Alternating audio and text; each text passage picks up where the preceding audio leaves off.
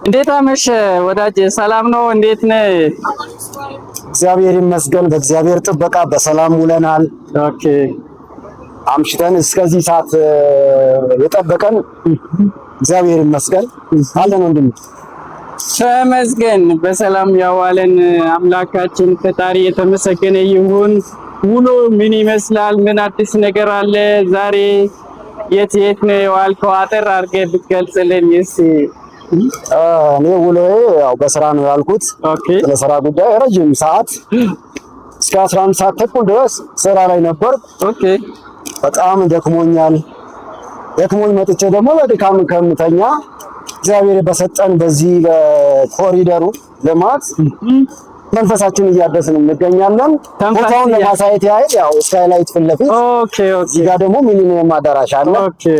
እኛውንም እዚህ አካባቢ በተለይ ለወቅ ለመዝናናት በጣም ምቹ ቦታ ስለሆነ መጥቼ መንፈሴን አሳድሳለሁ። ለዚህንም አታይም እንደ ስኩተሮች ኦኬ። ስለዚህ ወጣቶች ፏፈሽ ያሉ ናቸው ማለት ነው። በዚህ አዲስ በተሰሩ የኮሪደር ልማት ማታ ወጥቶ ቤተሰብ፣ ወንድሞች፣ ጓደኞች ሁሉ ወጥቶ መዝናናት ጀምሯል። እያየነን ይሄ በጣም መልካም ጅማሬው ነው። ይሄን ተሞክሮ ወደ ሌሎች አካባቢዎች የማስፋት ስራ ምን ይመስላል በአንተ እይታስ?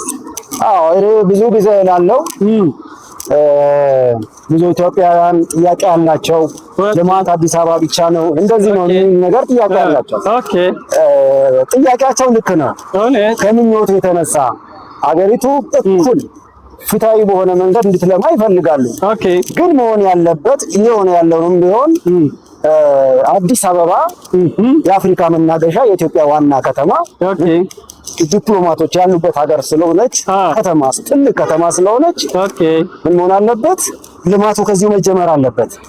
ከዚህ የተጀመረ ልማት እውነት ለመናገር እየወረደ ነው። አሁን ብዙ ጊዜ እያየን ነው። ሰሞኑን ክቡር ጠቅላይ ሚኒስትራችን አርባ ምንጭ ያስጎበኙትን ስለዚህ